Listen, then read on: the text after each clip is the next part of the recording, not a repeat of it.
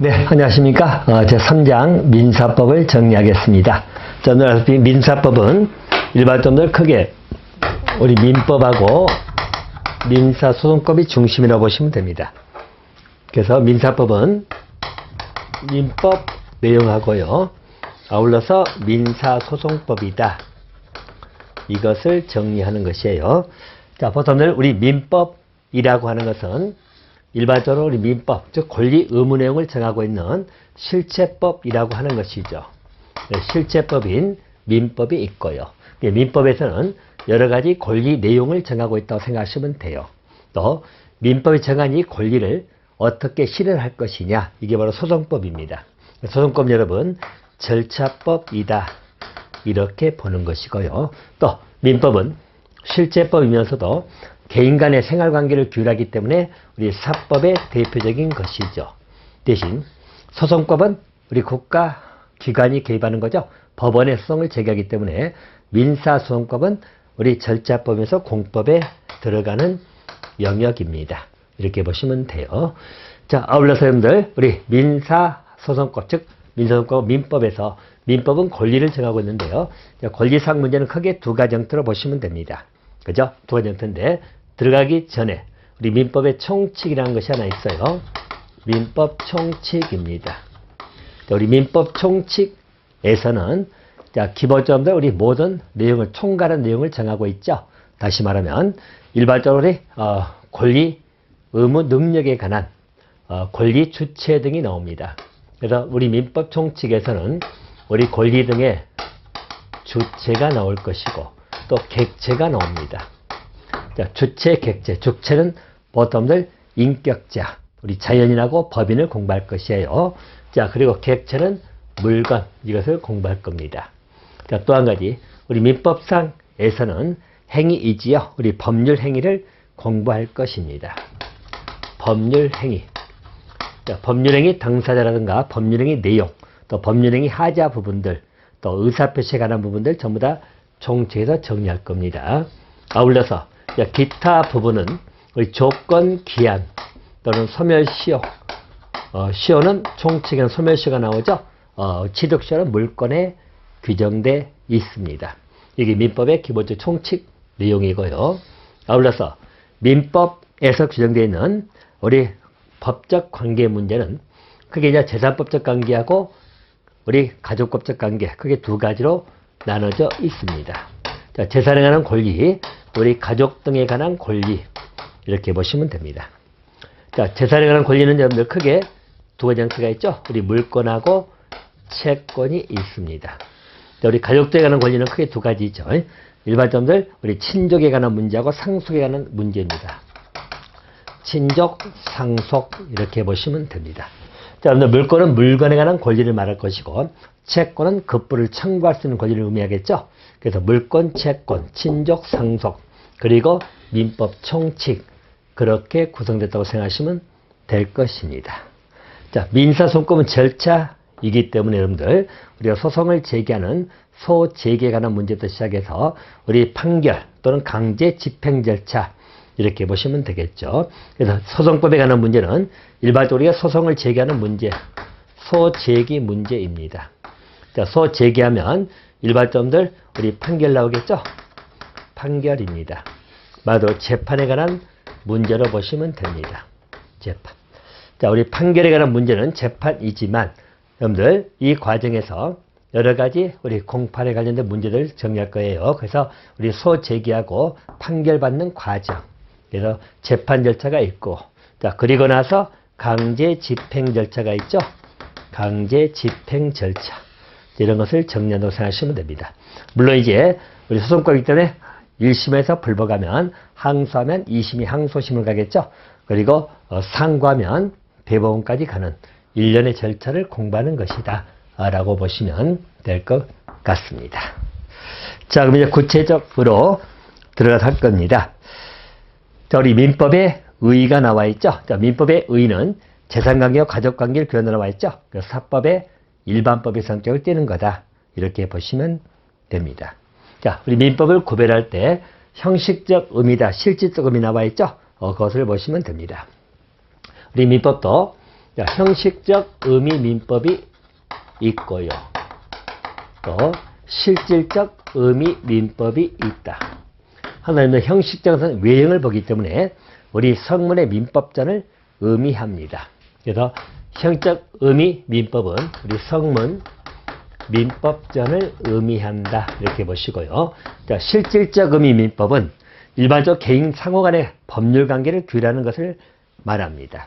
자, 그래서 일반적 실적 의미 민법은 개인 상호 간의 법률 관계를 규율하는 것입니다.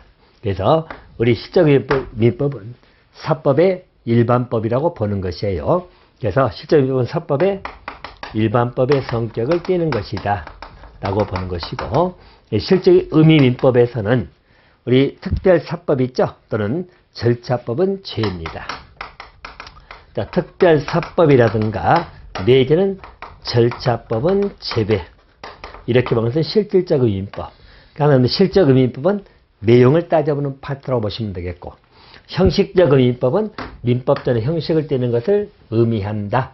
이렇게 봐두시면 될 것 같습니다. 자, 또 한 가지. 우리 민법의 기본 원리가 나와 있죠?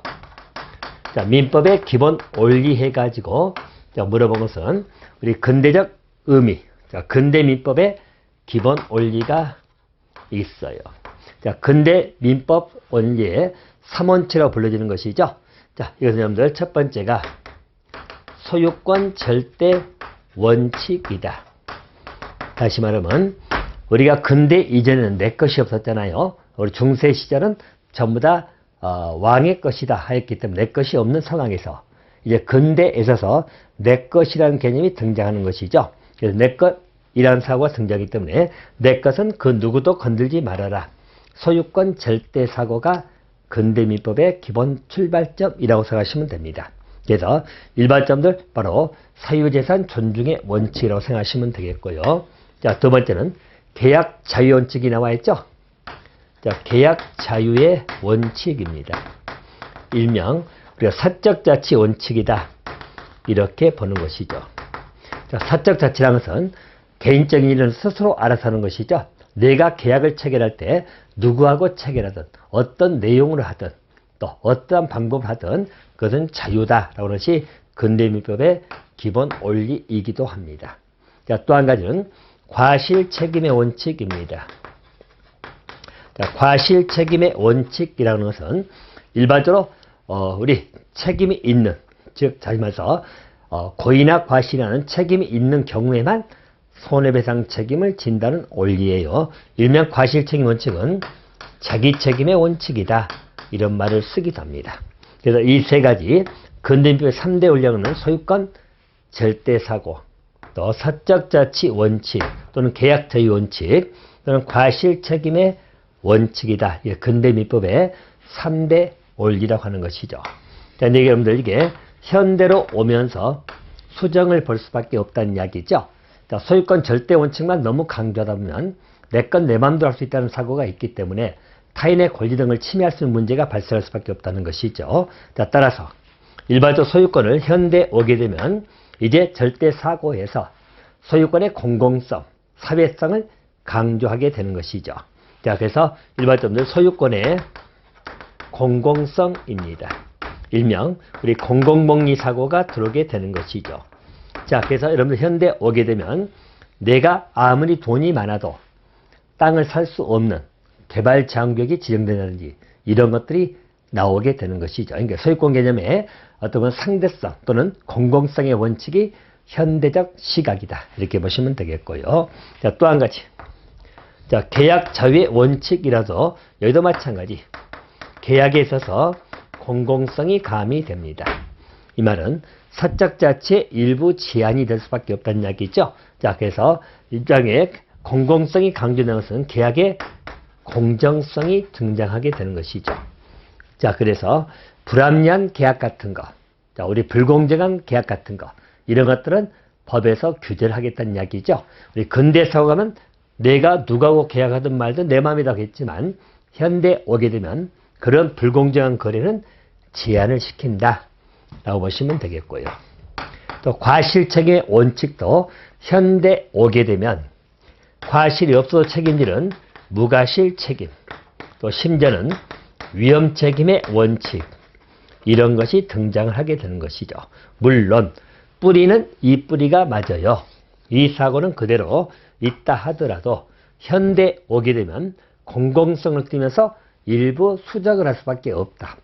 그래서 소유권 개념은 물론 존중을 받는 건 맞아요. 현대에서도. 하지만 소유권의 공공성이 좀 강조되는 시기다. 이게 중시된다고 생각하시면 되겠고, 또 계약이 자율하더라도 공정성의 원칙을 지켜라. 우리가 사회 질서라든가 또 불공정한 폭리를 취한다든가 그런 걸 하지 말아라. 또 과실책임에도 무과실 책임, 고의가 없어도 책임을 지는 그런 사고들, 이런 것들이 현대에 오게 되면 등장하게 된다. 이렇게 보시면 될 것 같습니다. 자, 우리 민법의 기본 원리도 마찬가지예요. 자, 우리 민법의 기본 원리도 우리 근대민법의 3대 원칙은 그대로 뿌리는 있다는 이야기죠. 소유권 절대, 계약 자유, 과실 책임 원칙은 여전히 뿌리는 있다. 하지만 현대 오면서 그 3대 원칙의 수정이 된다는 이야기죠. 그래서 소유권 절대 원칙의 수정은 우리 소유권 행사의 공공성이 강조된다는 이야기들, 또 계약 자유 원칙은 계약 공정의 원칙, 특히 여러분들 약관 규제에 관한 특별법 있죠. 자, 우리가 여러분들 약관이라 해가지고 여러분들 보통 보험이라든가 기타 계약을 체결할 때 약관이 있잖아요. 이 약관 내용은 보통 우리가 확인을 안 하는데 약관상에서 불공정한 것들, 우리는 해제를 못한다든가 회사 쪽에서만 해제한다든가 그렇게 해서 뭔가 공정하지 못한 계약 같은 것은 규제하는 법이 약관 규제에 관한 법률이에요. 자, 그래서 공정성 원칙이 도입된다. 또 과실 책임 원칙 수정해서 무과실 책임들이죠. 대표적인 점들 자동차 손해배상 보장법들이에요. 즉 자동차 손배법 등에서는 무과실 책임 원칙 등이 적용이 된다. 또 위험 책임이 도입된다. 그렇게 봐두시면 될 것 같습니다. 자, 이제 민법 총칙으로 들어갑니다. 자, 민법 총칙의 내용을 보시면, 자, 거기 첫 번째 나와 있는 우리 법원, 즉 민법 1조 내용입니다. 우리 법학교에서도 잠깐 살펴드린 바가 있습니다만은 우리 민법 1조 보시면, 우리 민법의 법원 개념 먼저 보시면, 법원이라는 것은 법의 존재 형식, 법의 인식 근거, 이런 말을 의미합니다. 어떤 형식으로 존재하는 것인가, 여기에 관련된 내용이지요. 우리 민법 1조에 따르면 우리 법률의 규정이 없으면, 민사에 관해서 법률의 규정이 없으면 관습법에 의한다. 관습법의 규정이 없으면 조리에 의한다. 이렇게 나와 있죠. 이건 여러분 항상 같이 갈 것은 우리 상법입니다. 자, 상법 1조를 보게 되면 일반적으로 상법이 있고, 상법의 규정이 없는 것은 상관습법에 의합니다. 자, 상관습법의 규정이 없으면 우리 성문민법에 의하죠. 민법에 의한다. 역시 민법의 규정이 없으면 관습법, 관습법의 규정이 없으면 조리에 의한다.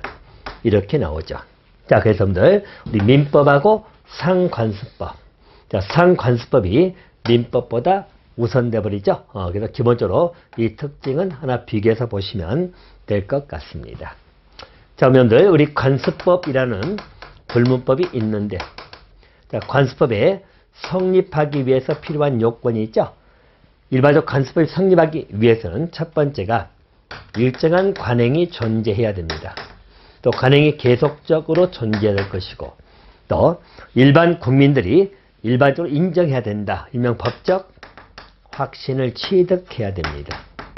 자, 그리고도 관습법이 법이 되기 위해서는 헌법 법률 공서양속에 위반되지 아니해야 됩니다. 헌법이나 법률 그리고 공서양속입니다. 자, 여기에 위반되지 아니해야 된다. 관습법이 성립하기 위한 기본적인 요건이 되겠죠. 관행이 존재할 것이고, 그래서 관행이 이례적이면 안 됩니다. 계속성을 떼야 되겠죠. 계속성을 뗀 것은 바로 시간적, 공간적으로 계속적 진행이 될 것이고, 또 일반 국민들이 바로 법 규범으로서 인정한다. 이 말은 법적인 확신을 취득했다는 이야기죠. 그리고도 내용 자체가 헌법 법률 또는 공서양속에 위반되지 아니할 것, 이렇게 봐두시면 될 것 같습니다. 자, 법의 기본적인 순서라든가 간수법의 성립 요건은 가장 기본적인 문제입니다. 이렇게 보시면 되겠고요. 자, 우리 민법 2조입니다. 자, 신의성실 원칙하고 권리남용 금지 원칙이 나오죠. 자, 이분들 여러분 하나 보시면 우리 민법 2조에 나와 있는 신의성실의 원칙입니다. 자, 신의성실의 원칙은 내용적인 의미는 다 아시겠죠? 자, 우리 권리 행사 또는 의무 이행은 신의에 쫓아서 성실히 이행돼야 된다. 이렇게 하시면 되겠고, 당연히 신의성실 원칙은 모든 영역에 적용되는 원칙으로 보시면 됩니다. 또 마찬가지로 신의성실의 원칙에서 파생되는 걸로 보는 것이 있죠. 자, 파생되는 것은 그 사정 변경의 원칙이 있습니다. 자, 사정 변경의 원칙이지요. 이 말은 우리가 계약에서 나옵니다만은 그러한 사정을 알았더라면 계약을 하지 아니했을 텐데, 그러한 사정을 알았더라면 계약을 하지 아니했을 텐데, 자, 그런 인과성이 인정이 되면 바로 이제 우리가 그 계약의 변경을 허용하는 그런 사정 변경의 원칙이 있다. 자, 또 실효의 원칙이 나오죠. 일명 우리가 실권의 법리라고 합니다. 일정에 이제 권리를 일정 기간 행사하지 않음으로 인해서 상대방으로 하여금 권리 행사가 없을 거라고 믿음이 생겼다는 이야기죠. 그런 신의가 생겼다면은 그런 권리는 행사할 수 없게끔 하는 실효시키는 법리입니다. 자, 또 우리 영미법에 나오는 금반원의 법칙입니다. 자, 금반원의 법칙은 자, 우리 말씀 언이죠. 자, 말한 것을 뒤집지 마라. 한번 말한 것을 자꾸 뒤집지 마라. 금반원의 원칙 등입니다. 이름은 신의성실의 원칙에서 파생되는 원칙들이다. 이렇게 봐두시면 되겠고요. 자, 또 한 가지 우리 권리남용 금지 원칙이죠. 자, 권리남용 금지 원칙입니다. 자, 당연히 우리가 권리남용은 해서는 아니 되겠죠. 그래서 권리남용 금지 원칙 하나 기억해 두시면 될 것 같습니다. 자, 그래서 기본적으로 우리 법원이라든가요, 내지는 신의성실 권리남용 금지 원칙은 이렇게 정리하고요. 자, 우리 시험에도 잘 물어본 한 가지가 능력에 관한 규정입니다. 자, 능력 규정을 하나 체킹할 겁니다. 일반적으로 능력에 관한 규정은 우리 권리 의무 능력, 자, 또는 의사 능력, 행위 능력, 또 우리 불법행위 책임 능력이 있죠. 그 책임 능력, 이것을 볼 것이고, 비교 개념에서 소송법상 당사자 능력, 이런 것을 정리를 하시면 됩니다. 자, 보통 능력에 관한 규정에서는 첫 번째가 보통 권리 능력이 나오죠. 권리 능력입니다. 자, 권리 능력은 한마디로 하면 의무 능력이다. 권리 의무 능력이다. 이렇게 보는 것이고, 자, 이 말은 다시 말하면 우리가 권리 의무의 주체다 라고도 표현하는 것이죠. 다시 말하면 법률 관계를 맺게 되면 우리가 권리나 의무가 발생하겠죠. 근데 이 권리 의무가 발생할 수 있는 능력, 발생하고 향유할 수 있는 능력, 그것을 우리가 권리 능력 또는 의무 능력이라고 합니다. 그래서 보통 권리 능력은 동시에 의무 능력이다. 그래서 권리 능력과 의무 능력은 일단 같다고 보시면 될 것 같습니다. 일반적으로 권리 의무의 주체를 의미하는 것은 일반적으로 우리 법에서는 이것을 인이라고 합니다. 인. 그래서 인격자란 말 쓰죠. 이 인에는 여러분 자연인이 있고 법인이 있습니다. 그죠? 그럼 자연인은 우리들 말하죠. 사람은 생존한 동안은 기본적으로 권리 의무 주체입니다. 생존 기간이죠. 이 말은 우리가 권리 능력이 소멸되는 것은 사망하면 소멸된다. 출생하면 권리 능력이 발생한다는 이야기죠. 이렇게 봐두시면 돼요. 생존이기 때문에 우리가 출생부터 태어나면서부터 바로 사망 시까지다 라고 보시면 되겠고, 자, 문제는 출생 시점을 언제로 볼 거냐. 좀 논란은 되지만 일반적으로 우리가 전부 노출설을 보통 통설이라고 합니다. 출생은 전부 노출됐을 때, 알겠죠? 그래서 노출됐을 때 일반 출생된 걸로 보는 겁니다.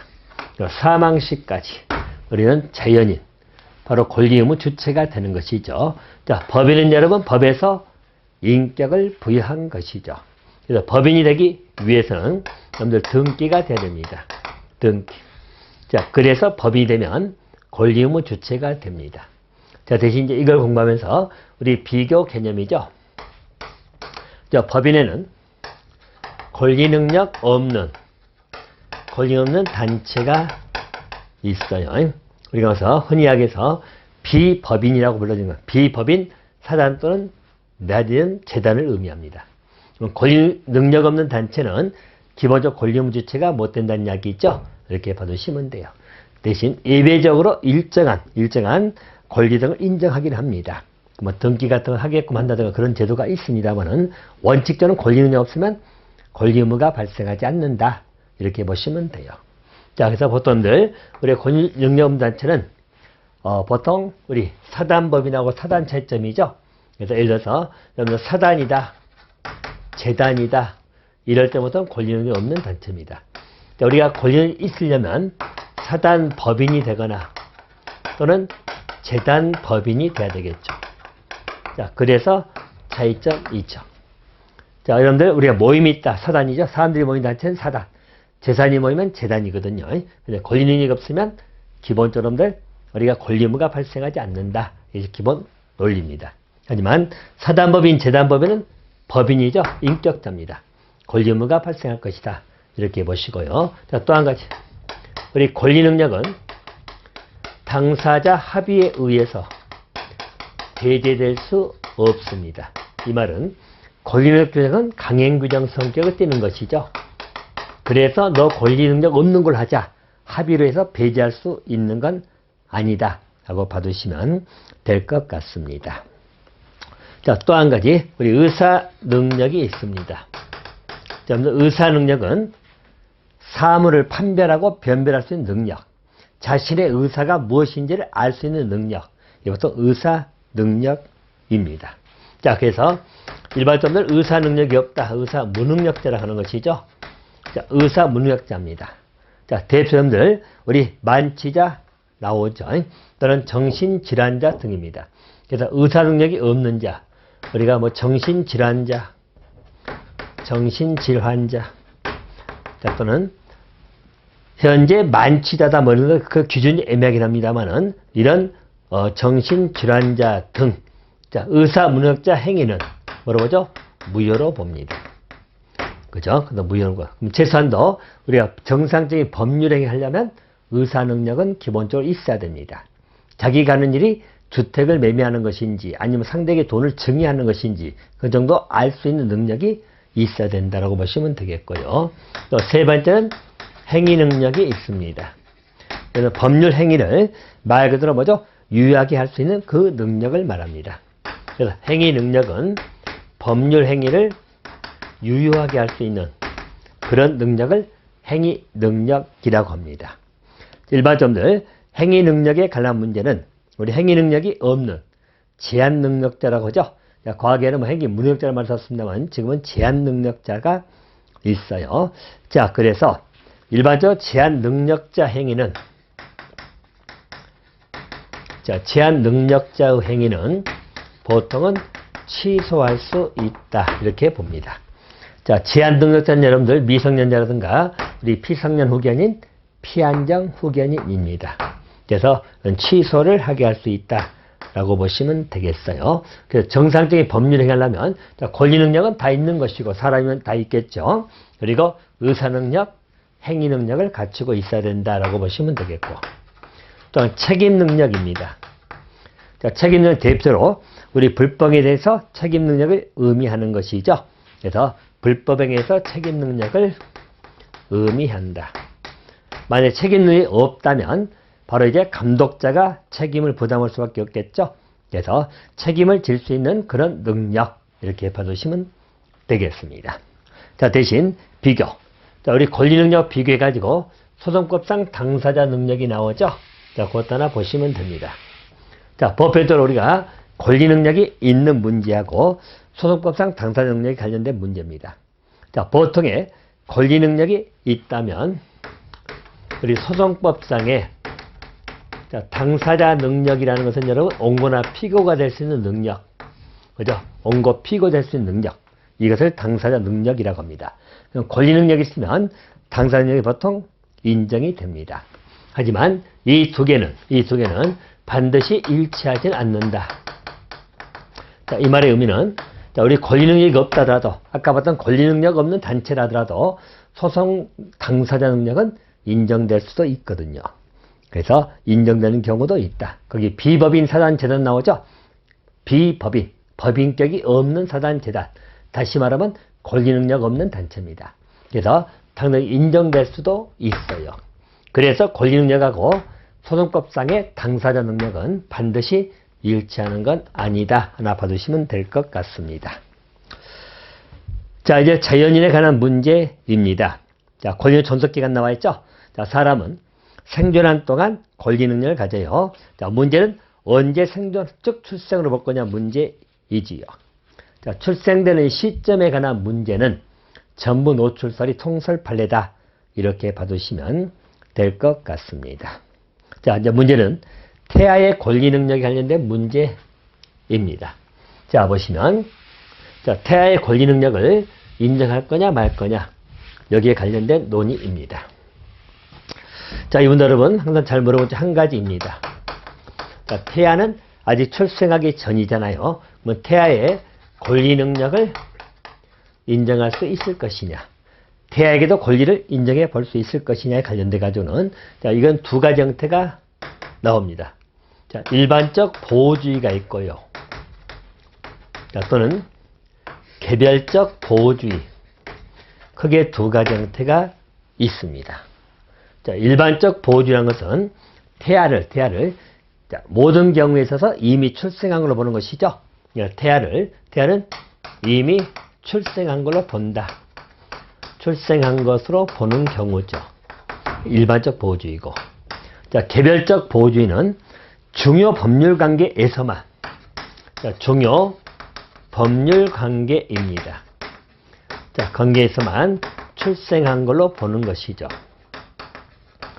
자, 그래서 여기는 중요 법률 관계 한정돼서만 인정해 준 게 개별적 보호주의고, 일반적 보호주의는 모든 경우에 태아는 출생한 걸로 보는 것이 일반적 보호주의라고 생각하시면 돼요. 자, 우리나라는 개별적 보호주의를 취하고 있습니다.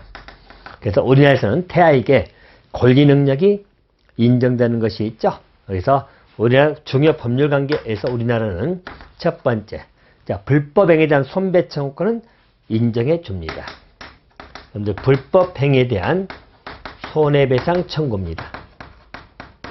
자, 여기는 인정해 주는 것이에요. 자, 조심할 것은 불법에 대한 손해배상 청구지, 자, 채무 불이행에 대한 손해배상 청구는 인정하지 아니합니다. 자, 우리는 태아 권리 능력을 개별적으로 보기 때문에 인정하는 것에 관해서만 출생한 걸로 보는 것이에요. 그래서 불법의 손배 청구는 인정합니다. 자, 또 여러분들, 재산 상속에 관한 문제. 여기도 출생한 걸로 봅니다. 자, 또 세 번째는 여러분들 상속 중에도, 자, 대습 상속이라는 것이 있죠. 대습 상속에서도 태아는 출생한 걸로 봅니다. 자, 대습 상속이라는 것은 여러분들 말 그대로 할아버지가 있다. 자, 그리고 아버지가 있다. 자, 그리고 여기서 태아가 있다고 봅시다.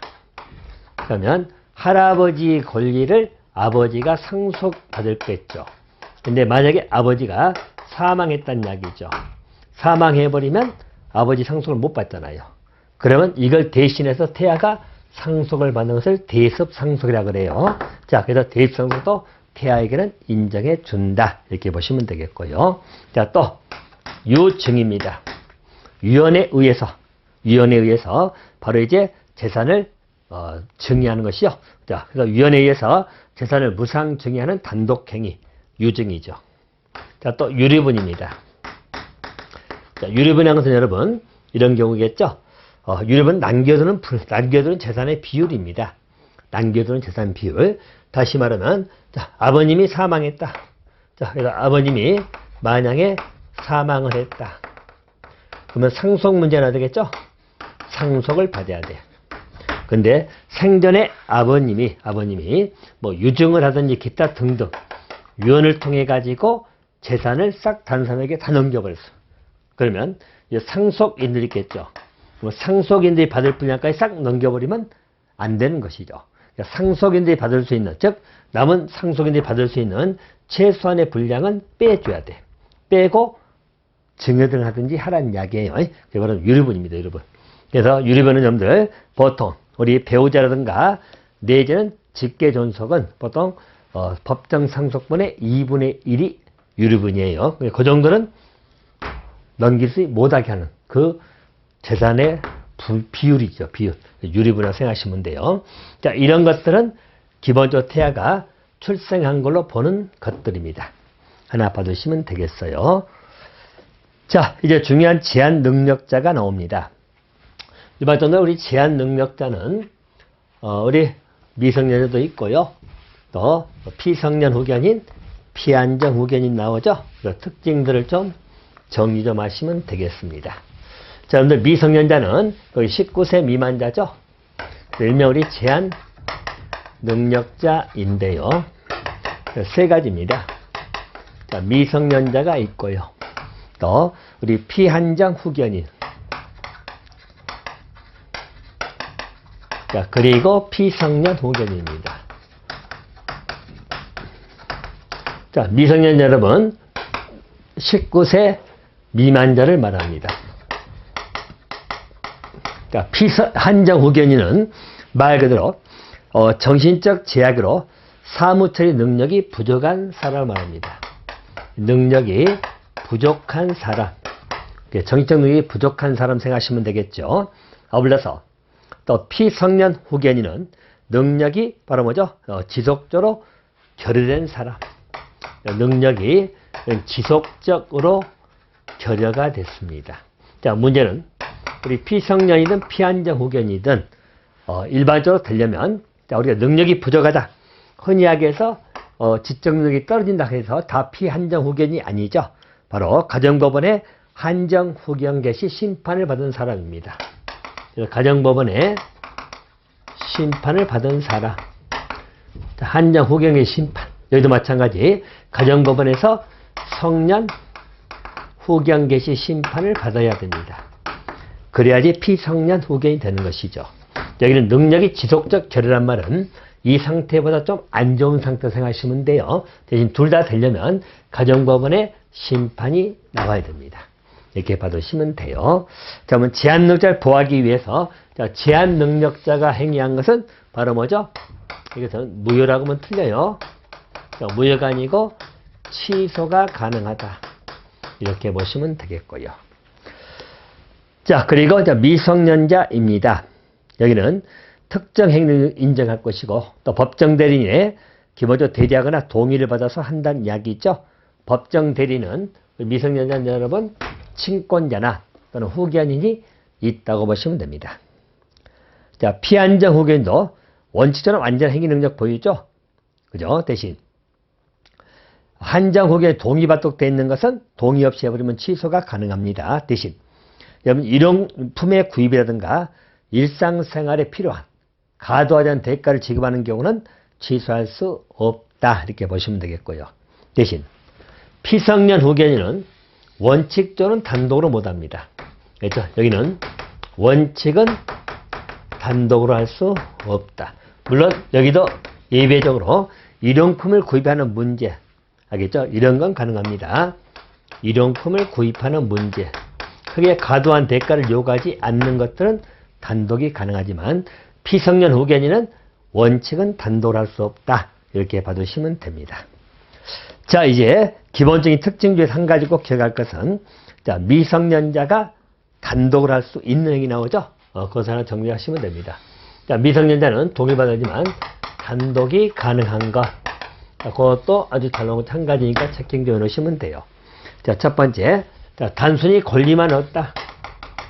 단순히 권리만을 잊거나 또는 의무만을 면하는 겁니다.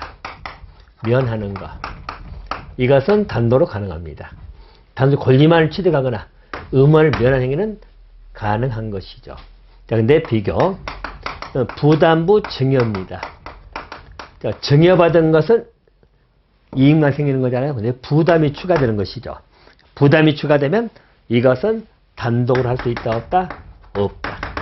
단순히 권리만 생기거나 의무만 생겨야 돼요. 의무만 면하는 거여야 하는데 부담부 중에는 증여를 받으면서 부담 의무가 생기기 때문에 이것은 단독으로 할 수 없다. 이렇게 보시면 됩니다. 자, 또 있다면 여러분들 처분이 허락된 처분이 허락된 재산이죠. 자, 그 재산을 처분한 행위입니다. 허락된 거기 때문에 이것은 단독으로 가능하다. 이렇게 보시면 되겠고요. 또 미성년자는 여러분 유언도 할 수 있어요. 자, 17세 이상입니다. 자, 미성년자가 17세 이상이다. 이럴 땐 위헌행위도 단독으로 가능합니다. 17세 이상 이거 다 체크해 놓으시면 되겠고요. 여러분들 또 한 가지 우리 근로 계약을 체결하거나 또 한 가지 여러분 임금 청구입니다. 또 임금 청구도 이것도 착취를 당할 우려가 있기 때문에 단독으로 할 수 있다. 하나 기억해 두시면 되겠죠. 자, 또 한 가지 중요한 것. 자, 대리인 행위하는 것이죠. 타인의 대리인이 되는 겁니다. 대리인으로서는 법률 행위입니다. 자, 일반적으로 그러면 대리인이 되는 것은 우리 제한 능력자를 요하지 않거든. 그래서 대리인 되는 것은 가능하다고 생각하시면 돼요. 또 임금 청구 가능합니다. 유언도 17세면 가능하다. 또 단순히 권리만 얻거나 의무나 부담한 것은 가능합니다. 또 처분이 허락된 것은 가능하다. 이렇게 보시면 돼요. 자, 기타 여러분 허락된 영업에 미성년이 나오죠. 이건 전부 다 가능하다고 보시면 될 것 같습니다. 자, 대신 이제 이 제한적 상대 취소시켜버리면 상대방은 불측에 손해볼 수 있겠죠. 그래서 제한적 상대방을 보호하기 위한 조치가 필요하다는 이야기죠. 대표적인 세 가지입니다. 자, 우리 미성년자나 또는 제한능력자하고 거래한 상대방이 갑자기 취소시켜버리면 손해볼 우려가 크잖아요. 그래서 보호하기 위해서 상대방은 첫 번째 추인 여부를 촉구할 권리죠. 촉구할 권리가 있습니다. 추인할 거냐 말 거냐, 즉 대리인, 법정 대리인에게 추인 여부를 촉구할 권리가 있다. 자, 두 번째는 철회권이나 거절권을 행사할 수도 있습니다. 철회시킬 수 있어. 상대방은요. 보시고. 자, 또 세 번째는 취소권을 행사 못하게 취소권을 배제하는 경우 있죠. 어떤 경우죠? 미성년자가 사수를 썼다. 이럴 땐 취소할 수 없게끔 취소권 배제, 또 철회권, 거절권, 또는 추인 여부를 촉구할 권리는 우리 제한 능력자와 거래한 상대방을 보호하기 위한 제도 등이다. 자, 이 정도 정리하시면 될 것 같습니다. 자, 능력에 관한 규정은 이 정도 정리하고요. 자, 다음 강에서는 이제 주소를 가지고 뵙도록 하겠습니다.